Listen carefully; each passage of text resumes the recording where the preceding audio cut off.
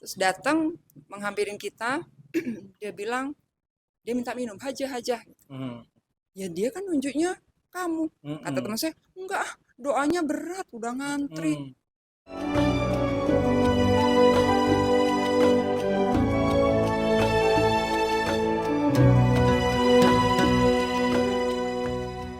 Assalamualaikum warahmatullahi wabarakatuh. Apa kabar semua warga-warga kita nih? Kita sekarang ada di acara Kismis ya, kisah spiritual menginspirasi.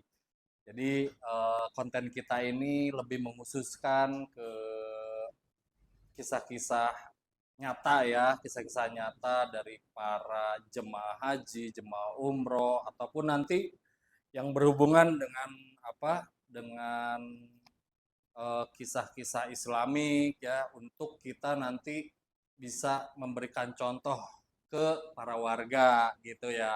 Pokoknya yang sekarang ceritanya lebih seru lagi, lebih kita nggak masuk akal deh kalau nanti kita dengar ceritanya dari Mbak Vivi. Menurut kita sih kayaknya ini nggak mungkin deh, pokoknya nggak mungkin. Cuman kalau bagi Allah itu udah kun, udah pasti mungkin ya, karena itu udah pasti ada hikmahnya di balik itu. Kita nggak lama-lama aja, pokoknya kita langsung dengerin ceritanya dari Mbak Vivi. Kita denger ceritanya. Gimana Mbak Vivi? Apa kabar? Alhamdulillah baik. Alhamdulillah. Ya, langsung aja Mbak Vivi, gimana ceritanya nih yang apa? Yang di Tanah Suci waktu itu kira-kira nih. Mungkin bisa diceritain dari awalnya gimana nih supaya para warga nih bisa apa? Menyimak. Oh, bisa ngebayangin ini. Ya, langsung Mbak. Ya begini, biasanya setelah selesai tugas, kita ada waktu tuh Hmm. untuk menjalankan ibadah umroh. Hmm. Tapi dengan prosedur yang ada Ya. dari perusahaan kita. Jadi biasa kita berangkat umroh satu grup. Hmm. Karena kebetulan saya dan teman saya ada tamu, Hmm. jadi kita tidak bisa melaksanakan umroh. Hmm. Tapi tetap kita berniat ikut uh, mencoba Hmm. untuk memanjatkan doa di sana. Hmm. Punten tamunya berhalangan maksudnya. Ya, Oh, tamu maksudnya tamu itu berhalangan. datang bulan ya para Ya, warga. Iya, berhalangan. Ah. Uh, dengan niat karena keinginan suatu doa yang pengen kita panjatkan di sana, akhirnya kita berdua kebetulan sama-sama ada tamu, Hmm. memberanikan diri untuk ikut.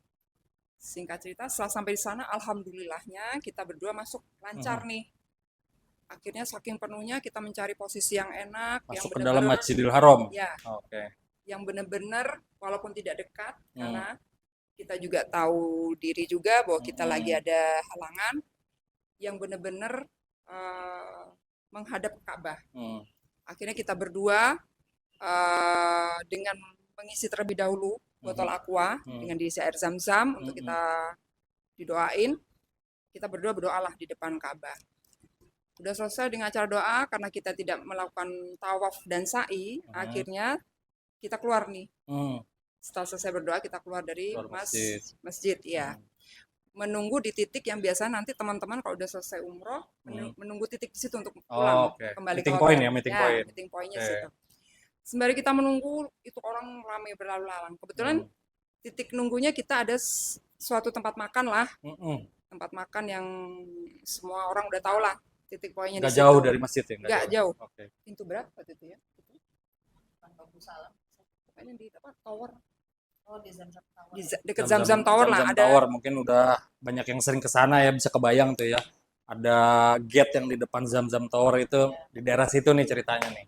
Nah, meeting point-nya di situ nih. Kita berdua nih sama teman duduk. Nah, kita duduknya di atas. Kita duduk, betul ada kursi, tertutup tembok. Aqua saya yang didoain saya taruh di atas tembok. Oke. Punya teman saya taruh di bawah dekat kakinya. Otomatis yang kelihatan. Jadi ketutupan tembok gitu ya? Oke. Otomatis yang kelihatan kan aqua saya karena di atas. Iya, yang di atas tembok itu ya. Iya. Oke. Tiba-tiba ada sepasang kakek nenek datang. Orang Arab itu atau kayak agak-agak India? Oh, oke. Ya. Terus datang menghampirin kita, dia bilang dia minta minum, Hajah. Tapi bukan ke saya, ke teman saya. Terus teman saya kaget, loh kok dia minta ke saya sih? Padahal botolnya Mbak Vivi itu yang ada di itu ya. Yang di atas tembok. Yang Cuman kelihatan. Terus dia bilang, harusnya kan kamu gitu. Hmm. Ya dia kan nunjuknya kamu. Kata teman saya, enggak ah, doanya berat, udah ngantri. Oh, kata temannya Mbak Vivi itu. Iya, terus akhirnya teman saya bilang begini, kalau mau minum dengan dia bahasa apa, kita pakai bahasa Inggris, kalau minum di sana gitu, zam-zamnya kan banyak, gini-gini. Enggak, saya mau itu. Padahal nggak kelihatan Nggak tuh. kelihatan. Aquanya ada di bawah padahal. Terus teman saya ngambil aqua saya, ini. Hmm. Enggak, bukan. Yang punya saya dikasih ini. Bukan, punya kamu gitu. Hah, di bawah. Kok bisa lihat ya? Iya. Terus kita lihat-lihatan. Akhirnya teman saya inisiatif, dikasih uang sekian real. Ya udah, kalau kamu haus, beli aja di situ tuh. Ada restoran, dia bermacam minuman. Enggak mau. Saya maunya itu. Tetap keke maunya itu. Akhirnya dengan berat hati teman saya, udahlah gitu. Sebenarnya sih saya nggak ikhlas loh, kata gitu. Kan doanya berat ya, karena di Karena dalam itu botol sudah didoain pas di dalam Ka'bah, di dekat depan Ka'bah tadi. Ka'bah, depan iya. Ka'bah. Karena untuk dia punya sakit apalah gitu. Ya nggak tahu lah, saya juga takut kan. Itu tadi, jangan asal ucap, jangan asal ngeluh dalam hati ya gitulah pokoknya. Karena memang beberapa yang dengan saya cerita, ada aja nanti kejadian yang menurut orang-orang yang nggak masuk akal gitu. Akhirnya si aquanya dengan terpaksa teman saya kasih. Iya. Sama si kakek diminum di depan kita. Diminum, habis itu ditutup dibalikin. Yang kosong itu dibalikin. Masih ada kan? Masih ada. Liter. Oh iya. Terus dibalikin, terus kata teman, gimana nih? Ya udah ambil aja gitu, kan nggak enak. Terus teman saya gini, ya bawa aja gitu. Terus akhirnya dengan berat hati akhirnya diterima sama teman kan, dibawa. Terus dia bilang gini, enggak aku bawa kata gitu. Udah geli lah istilahnya. Iya, geli gitu. Udah terserah. Ya Allah, gimana dong? Udah nih waktunya cukup, tapi kamu mesti lari. Kalau mau berdoa, enggak deh, kayak nggak cukup. Kebayang nggak, itu kan ribuan ya, terus kan aku takutnya nanti saya malah nyasar gitu. Ya udah pulang. Singkat cerita, kita pulang, di dalam tugas itu ketemu salah satu ustadz. Ceritalah kita, Pak Ustadz, ada cerita gini. Begini ya Mbak, kata gitu.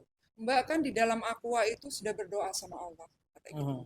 Supaya ada mukjizat di dalamnya, bahwa Mbak ingin sembuh yang Mbak punya penyakit. Sedangkan di Al-Quran pun sudah ada tulisan, saya lupa waktu itu punya ayat berapa, bahwa haji, para umat yang jamaah haji itu sedemikian rupa sudah dijaga sama Allah dengan miliaran, jutaan, bahkan ribuan atau berapapun itu malaikat. Kalau sudah seperti itu kan agak aneh. Kok tahu punya Mbak satunya aqua ada di bawah ketutup tembok, tapi dia nggak mau punya Mbak yang kelihatan tembok. Kalau yang saya tangkap dari cerita Mbak, wallahu alam kata gitu, siapa tahu setelah diminum itu malaikat diminum ada doa yang harusnya betul. Tadinya Mbak kan minta sama Allah. Akhirnya Allah ridhoi dengan lewat malaikat diminum dibalikin. Kenapa Mbak nggak terima? Mbak minum, geli Pak Ustadz. Ya udah, berarti Mbak nggak mau terima. Padahal Mbak minta. Ditinggal. Maaf tuh. Oh, jadi tinggal sebotolnya itu. Kayak itu tadi geli. Akhirnya teman saya, ya Allah nyesel ya gimana ya. Ya sudah Mbak. Itulah Mbak, kadang-kadang jangan terlalu menyepelekan hal-hal apapun yang terjadi. Yang tadi Mas bilang, kun fayakun apapun terjadi gitu.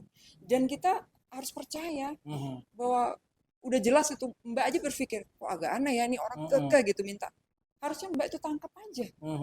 Itu udah jelas malaikat kata gitu. Tapi maaf Pak, setelah itu nggak ada kejadian apa lagi dengan teman yang Mbak? Nggak ada, cuman ya itu tadi.